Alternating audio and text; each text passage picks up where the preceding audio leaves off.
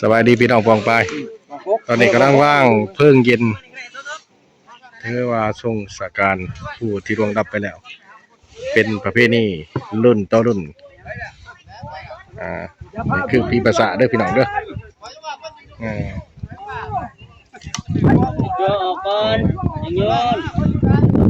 ะเพิ่งเย็นเลยก็แสดงว่าเพิ่งก่อนเต็มมือ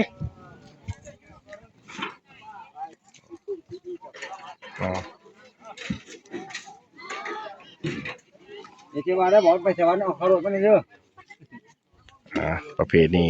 ของแต่ละบ้านแต่ละเมืองแต่ละแขวงแต่ละจังหวัดนะครับแต่ละเดี๋ยวบอกไปสวรรค์เอาเขารถมาแล้วไปสวรรค์เมือง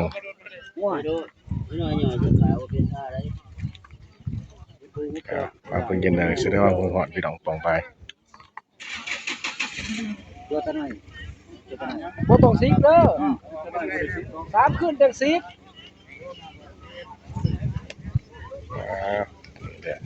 เขาบอกความตายนี่แขวนคอถูกประจางตื่นมาเสาร์อินนาจะมายัง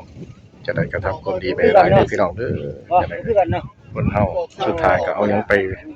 บ่ได้สักอย่างสิด้วยดุจผ้าหรือสิจุนจำดินจะได้ก็เอาไปบ่ได้มีแต่สุดท้ายก็เอาไปแต่ความดีกับความชั่วแต่พี่น้องที่เอาไปเป็นประเพณีบ้านต่อบ้านแต่ละเมืองแต่ละแขวงแต่ละจังหวัดแต่ละอำเภอ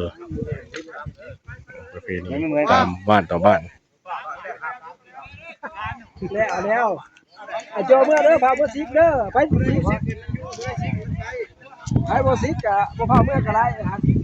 ก็เมื่อนั่นเมื่อคือเก่าเนาะจนยังไปละบัดตอนนี้อีกสักพักเป็นสิได้ว่ามื้อก่อนเด้อพี่น้องเด้อจะได้ก็มากินอีกก็ได้ก็แซ่เด้อพี่น้องบอกไปคำบูมันน่ะเลยตั้งเพ่นเพจคำบูท้องอินจะบ่จะอยู่บ่บ่ได้ซิกบ่ก็ว่าเบิ่งก่อนนะพี่น้อง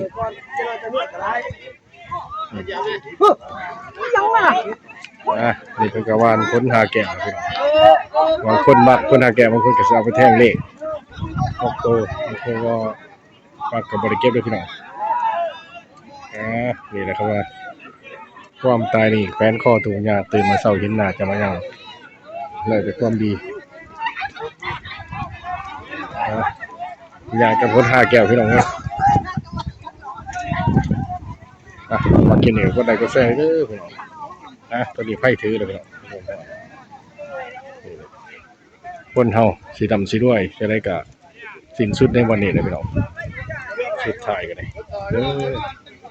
ทำความดีเขาไว้เอาวะในวันข้างหน้าเสียวมาชมใส่พี่น้องเลยวันนี้ก็ร่มแห้งอีกทีพี่น้องนะ